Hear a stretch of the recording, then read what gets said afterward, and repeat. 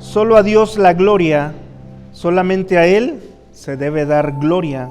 También la Reforma del siglo XVI hizo hincapié en la soberanía de Dios sobre todos los aspectos de la vida del creyente. Toda la vida del creyente deberá ser vivida para la gloria de Dios. Como pregunta el Catecismo Menor de Westminster, dice, ¿cuál es el fin principal del hombre? La respuesta, el fin principal del hombre es la de glorificar a Dios y gozar de Él para siempre, ¿verdad? Este propósito tan apasionado fue enfatizado por los reformadores del siglo XVI y siglo XVII que buscaban reformar la iglesia de acuerdo a la palabra de Dios. En contraste a la división monástica de vida de lo sagrado contra lo secular perpetrado por la iglesia romana, los reformadores vieron que toda la vida del creyente debe ser vivida bajo el señorío de Cristo. Cada actividad del cristiano, del creyente, en cada actividad ha de ser santificado para la gloria de Dios. Soli Deo Gloria define la esencia de la adoración a Dios. Ningún ritual puede sustituir la gloria de Dios, ningún ídolo, ninguna superstición, ninguna ideología, ningún ser humano debe sustituir ni se le debe dar gloria, ya que solo la gloria se debe dar a Dios. En esencia, la Reforma enfatizó que la adoración debe tener a Dios como el centro de nuestra vida. Toda adición no sancionada por la Escritura fue desechada por los verdaderos protestantes. El entretenimiento, así como el gusto y la complacencia personal, no tienen lugar en la adoración a Dios, porque la gloria solo le pertenece a Él. Voy a dejar el lugar al pastor Mateo Van Dicken, quien tiene a cargo la predicación de la palabra de nuestro Dios.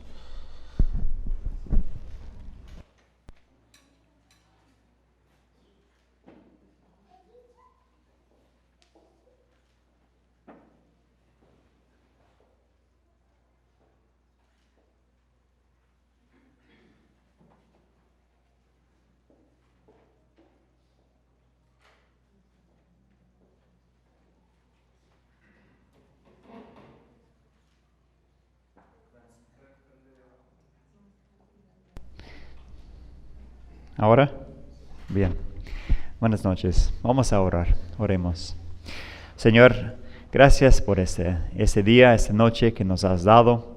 Gracias por los mensajes que hemos escuchado. Gracias por Cristo, la verdad, el camino, la verdad y la vida. Gracias que nos llamas a confiar en Él y lo que Él ha hecho. Señor, la hora, pues, es la tercera exposición y a veces decimos junto con tu Hijo que el espíritu está dispuesta, pero la carne es débil. Señor, oramos que bendigas nuestro tiempo. Oramos que tú nos hables con tu espíritu. Oramos que nos des vida con tu misma palabra. Oramos que tú recibes la gloria y la honra. En el nombre de tu Hijo Jesús oramos. Amén.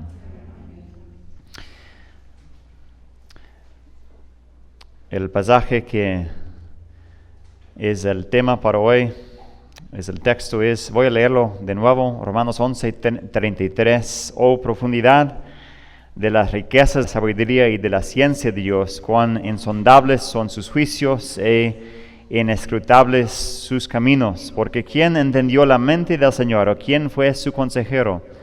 ¿O quién le dio a Él primero para que le fuese recompensado? Porque de Él y por Él y para Él son todas las cosas. A Él sea la gloria por los siglos. Amén. Hermanos y amigos, hace 200 años un hombre llegó a la ciudad de Ginebra. El hombre era Roberto Haldane, antes marinero, antes no creyente, pero ahora un hijo de Dios. La ciudad de Ginebra, en cambio, era la ciudad donde Juan Calvino había dedicado tantos años de su vida. Allí, uno de las ciudades pilares de la Reformación. Pero este hombre, Roberto Haldane, había escuchado cómo la ciudad y el seminario reformado de la ciudad se había desviado tanto, de tal manera que ningún profesor de la ciudad creyó que Jesús fue Dios, de tal manera que pues hasta enseñaron que la Trinidad era un error.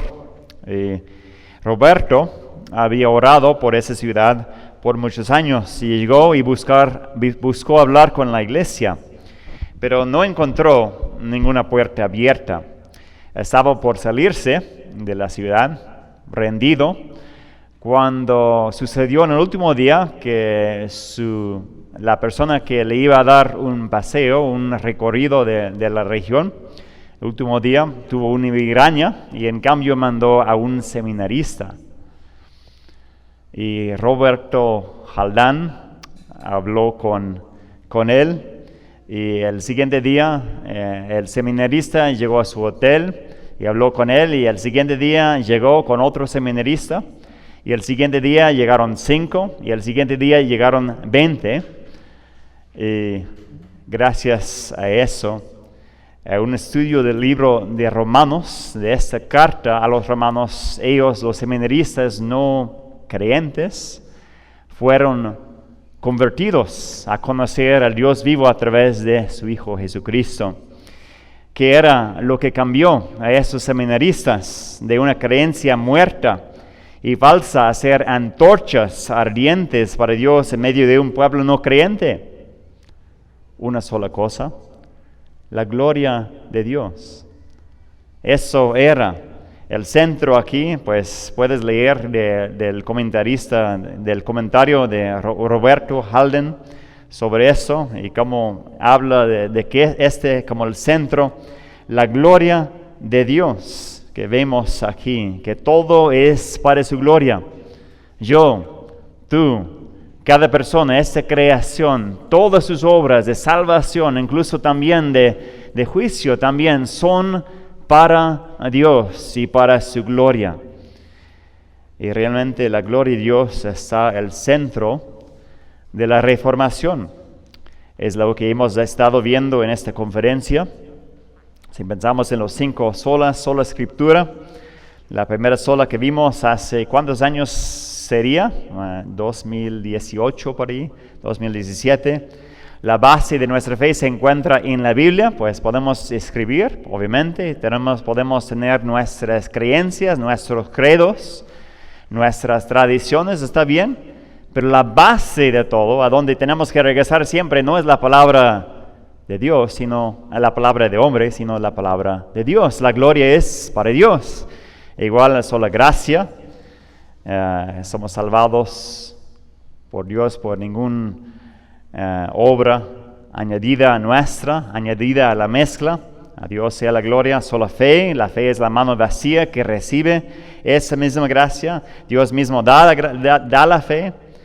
A Él sea la gloria, solos Cristos.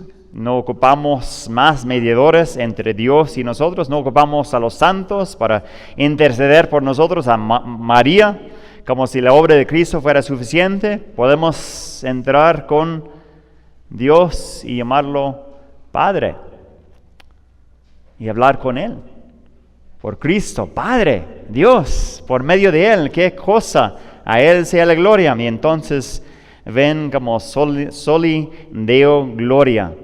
Realmente es el combustible de la misma reformación, el centro, el motivo, y lo que también tenemos que recuperar en este día nuestro. Y realmente está al centro de esta carta a los romanos.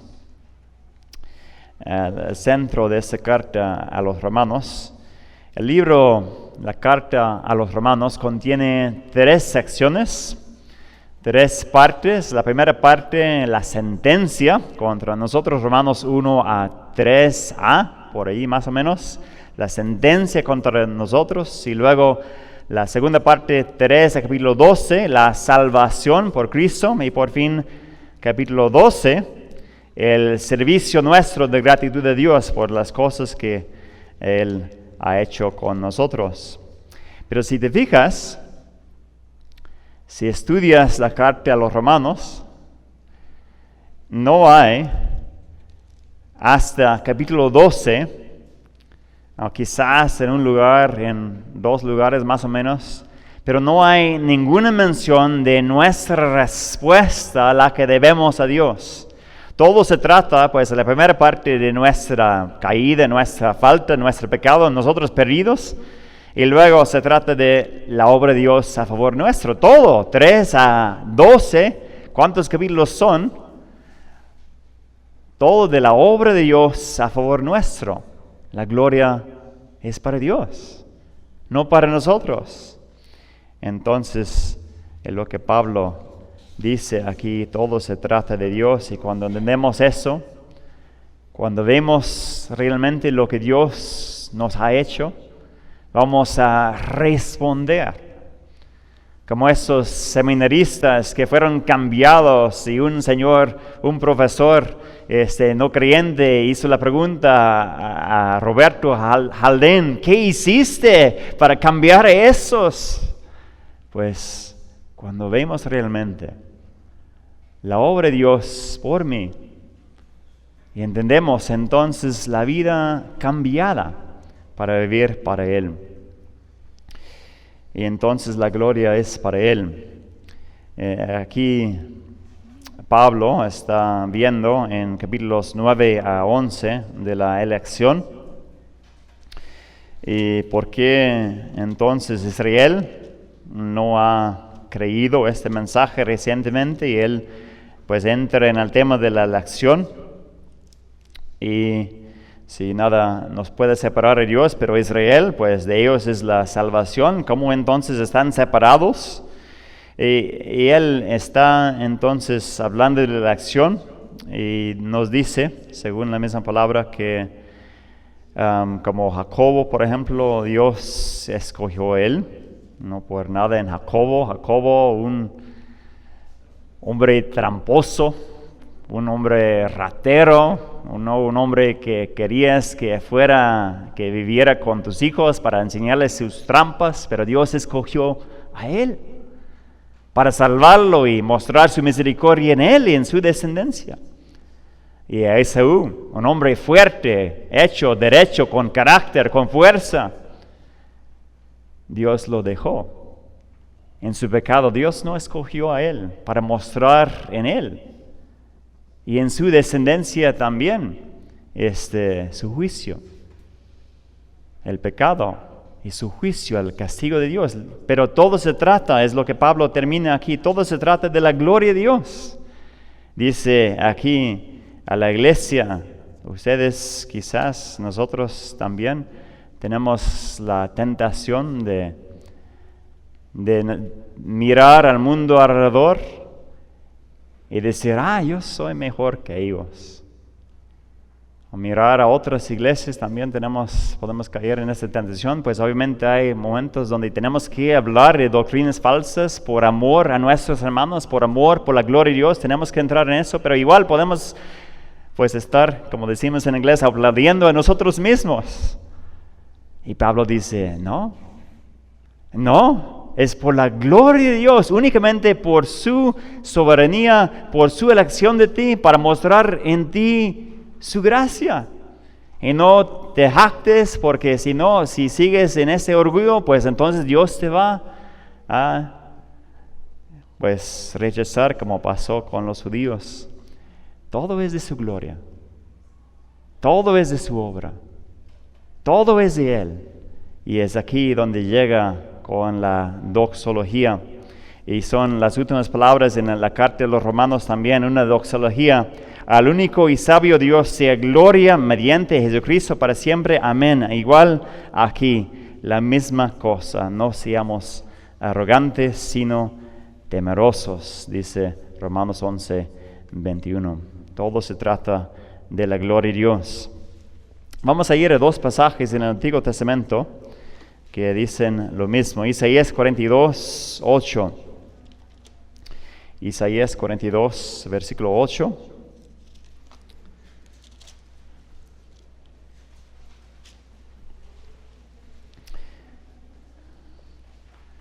Puedes leerlo conmigo si lo tienes allí.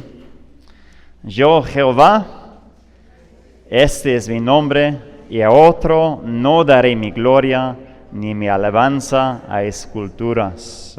Otra traducción, a hilos. Yo Jehová, este es mi nombre, y a otro no daré mi gloria. Fíjense en cómo dice primeramente su nombre, y luego dice, este es mi nombre, Yahvé, el que es. Y luego de la revelación de su nombre, viene como implicada su gloria. Para dar la idea es un poquito como por decir un osito en el bosque y viene una, ¿cómo sería la palabra? Una manada de lobos, no es la palabra, pero entienden la idea, un grupo de lobos y vienen, atacan al osito y de repente aparece la madre oso, la madre osa o el padre oso y ahí está y nada más ruge. Y todos los lobos entran en pánico porque saben muy bien que pronto estarán volándose los lobos como peluches. El oso ruge y ya es el fin del asunto.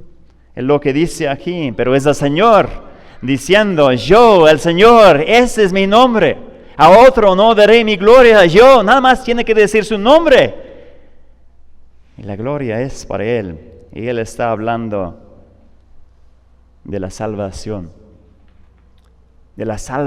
nuestra. Aquí está pronunciando, está llevando a cabo nuestra salvación. Es su motivo en la misma salvación nuestra, su gloria.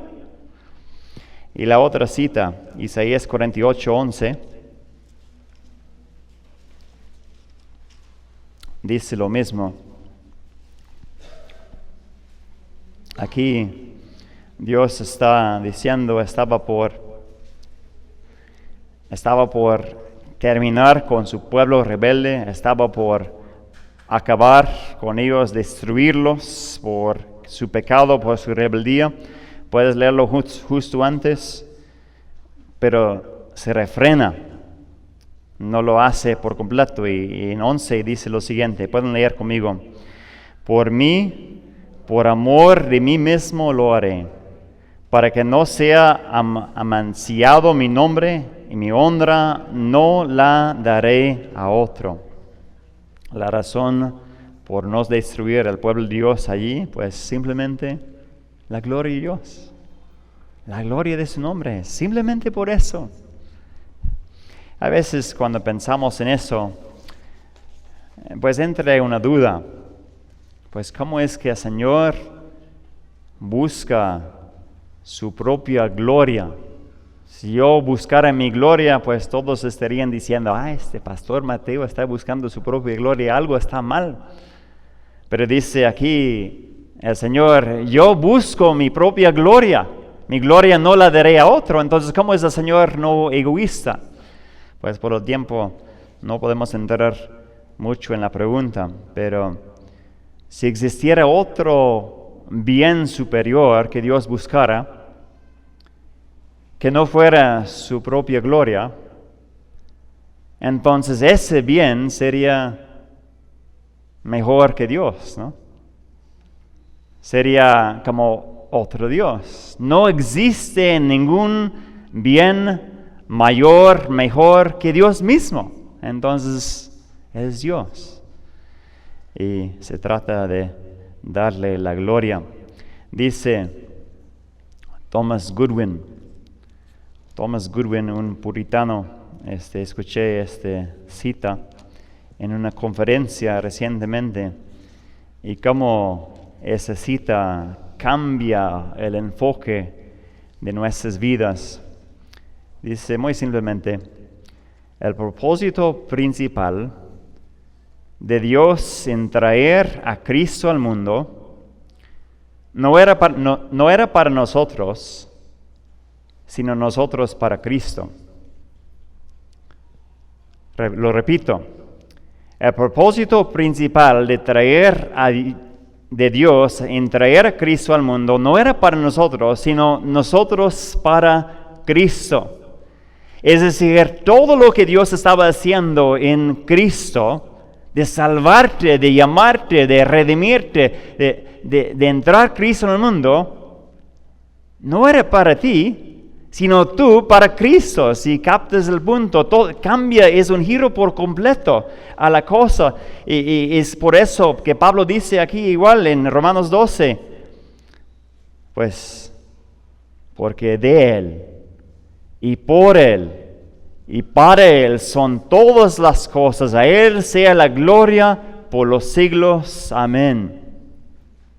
Y nos damos cuenta cuando nosotros buscamos nuestra propia gloria y construimos nuestros propios castillos, en el fin esa torre rival que hemos construido tiene que caer porque está en contra de la gloria de Dios. Piensen en muchos ejemplos en la Biblia de eso. Piensen en la torre de Babel que ellos construyeron en Génesis. ¿Dónde está Génesis? Ahí se me va. 10 por ahí. 11 dice la hermana, gracias por la corrección. La torre de Babel, vamos a construir una torre que alcance hasta el cielo. Y Dios bajó para verlo y lo detuvo, la confusión de las lenguas. O igual, cuando los filisteos habían agarrado el arca, cuando habían atacado a Israel, el 1 Samuel, otra vez el capítulo, 7, la hermana puede corregirme. El ídolo Dagón de los filisteos, ellos agarraron el mismo arca de Dios, la señal de su promesa, la pusieron delante del gran Dagón, del gran ídolo Dagón, y diciendo, mira, otro símbolo de tu gloria, Dagón. En la mañana Dagón, ¡pum! ¡Ah, qué cosa! Y la levantaron. En la siguiente mañana, ¡pum! Y la cabeza quitada de las manos, o eran 3 veces que se cayó, si estoy correcto. El hilo deshecho delante de la gloria de Dios. Mi gloria no daré a otro.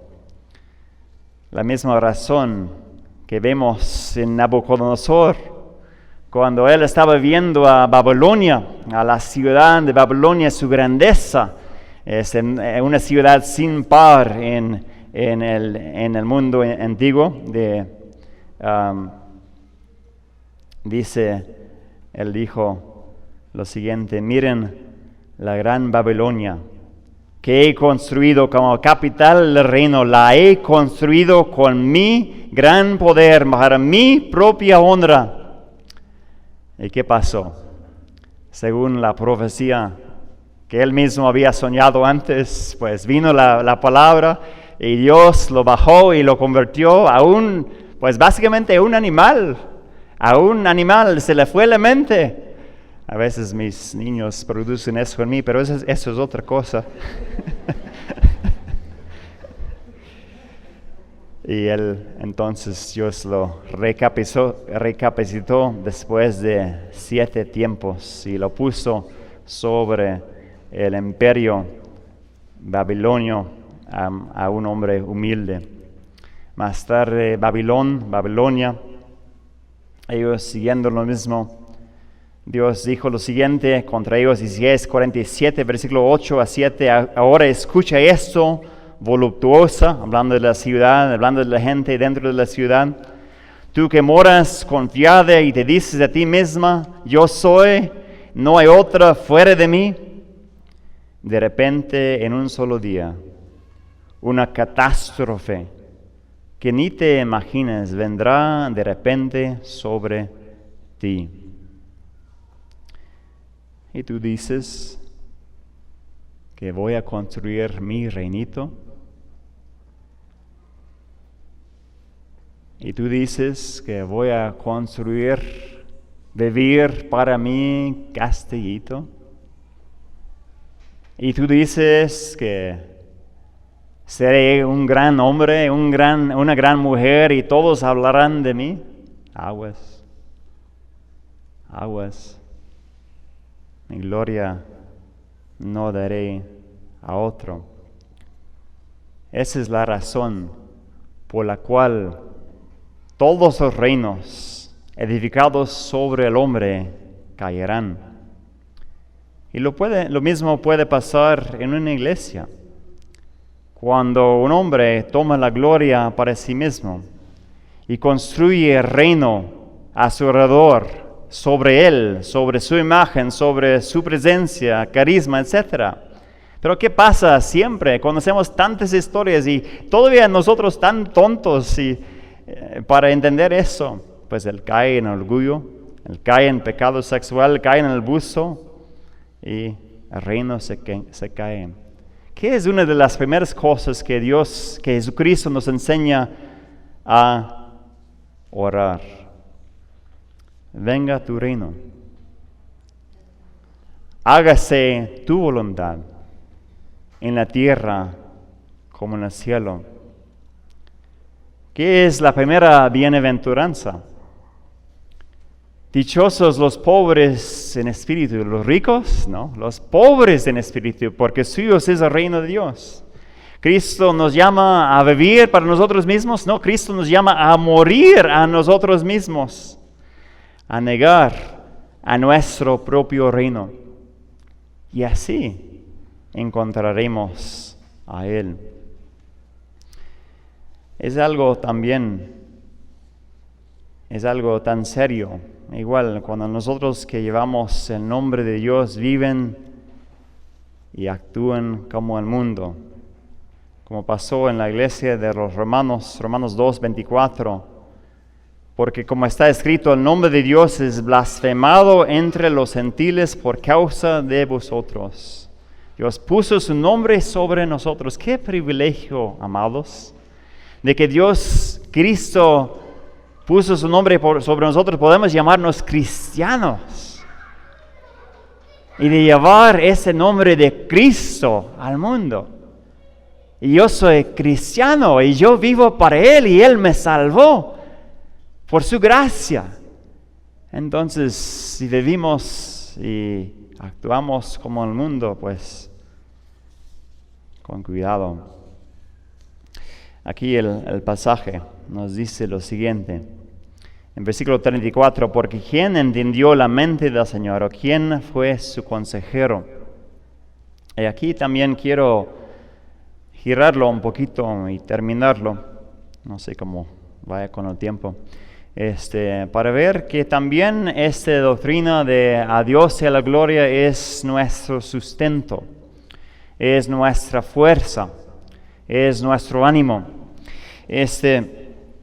Aquí en versículo 34, ¿quién entendió la mente del Señor o quién fue su consejero? Viene de Isaías 40, pero como alguien dijo, pues Roberto Holden, de hecho estaba leyendo su comentario, él dijo que podría haber sido el resumen del libro de Job, porque Job, pues ustedes conocen su historia muy bien y pues Dios le mandó una prueba tan fuerte y él refunfuñando con la prueba, él batallando, luchando, ¿por qué Dios? ¿Por qué Dios? ¿Por qué Dios? Si no hice nada, ¿por qué no eres justo? Y en el fin, Dios le mostró, soy Dios. Simplemente eso, soy Dios. ¿Quién eres tú? ¿Quién eres tú para reclamar a mí? Soy Dios. ¿Quién fue su consejero? Pero es de tanto ánimo para nosotros, de tanta fuerza para nosotros. Cuando entendemos eso, el gran David, Salmo 131, fácilmente el hombre más grande de todo el Antiguo Testamento, aunque quizás Moisés entre allí también. Salmo 131 dice David, el gran rey, lo siguiente: Señor, mi corazón no es orgulloso, ni son altivos mis ojos, no busco grandezas desmedidas, ni proezas que exceden a mis fuerzas. Todo lo contrario, he calmado y aquietado mis ansias. Soy como un niño recién amamantado en el regazo de su madre. Mi alma es como un niño recién amamantado. Israel, pon tu esperanza en el Señor desde ahora y para siempre. Así termina. Solo se necesita una cosa, amados: descansar y aquietarnos en nuestro Dios. En esta semana estaba con una hermana y ella pues estaba programada para la cirugía corazón abierta. Y estuvimos platicando, visitas con ella y con toda la familia. Ella está ahora en Guadalajara, hubiera estado aquí. Y estaba hablando con ella. Y ella dijo, pues, porque la cirugía es tan delicada, ella dijo, pase lo que pase, estoy bien. Dios está en control. Si yo me muero, voy con Él. Si no, si me quedo, estoy bien también. Todo para su gloria. Es lo que nos sustenta en la prueba de saber que Dios está en control y Él tiene un propósito en esa prueba también. Nuestros errores también. Un pastor que conozco, él estaba manejando una noche. He contado esa historia muchas veces, pero es algo también que recuerdo en momentos semejantes. Estaba manejando demasiado rápido en la noche en la neblina y chocó con una persona, con un carro, y mató a una o dos personas en ese carro por su culpa. Quizás tú también, si miramos atrás, tenemos tantas cosas para lamentar en nuestro propio pecado que nosotros hemos hecho y las consecuencias, que no podemos escapar de esas consecuencias. Pero nunca olvido sus palabras de Él. Si no fuera por la soberanía de Dios, no estaría aquí, no podría seguir de pie. Dios tiene un propósito en eso, amados. Y lo que Él permite pasar, incluso mis tonterías, y no es para escapar de lo que yo hice, pero incluso mis tonterías no escapan de su control, no escapan de la búsqueda de Dios, de su gloria. Él incluso los permite, los ordena. Ahí estamos entrando en cómo Dios puede ordenar el pecado y no ser culpable de lo mismo, pero Él pues dice aquí, de Él y por Él y para Él son todas esas cosas. Igual si yo miro a mi vida anterior y si pienso en mi pecado del pasado, pues quizás en esta semana, no sé, y sería una cosa terrible, pero ¿cómo puede Dios usar eso para su gloria? Las cosas que yo he hecho, pues para poder contar a otro que está pasando por lo mismo, que hay un Salvador. Porque todo se trata de su gloria. Ni el pecado escape de su control. En lo que dice aquí, todo se trata de su gloria. Él no es responsable de nuestro pecado, nosotros sí. Pero hay una almohada sobre la cual podemos descansar la cabeza. El pie no, pues estamos volteados, si es cierto. Disculpe por mi español, una semana larga. Sobre la cual podemos descansar nuestra cabeza en la noche. Dios está en control. Y eso también saldrá para su gloria. Entonces era eso lo que cambió a esos hombres, los seminaristas, para buscar la gloria de Dios y cómo Dios los usó. No solamente para quedarnos atrás con los brazos atrás, sino para salir adelante buscando su gloria. Yo vivo para Él, vivo para buscar su gloria, vivo para proclamar su gloria entre las naciones también. Todo se trata de Él y por medio de Él y para Él son todas las cosas. Gloria a Dios para siempre. Amén. Oremos. Señor nuestro Dios y Padre, no a nosotros, sino a tu nombre sea la gloria. Y nosotros, tú nos conoces.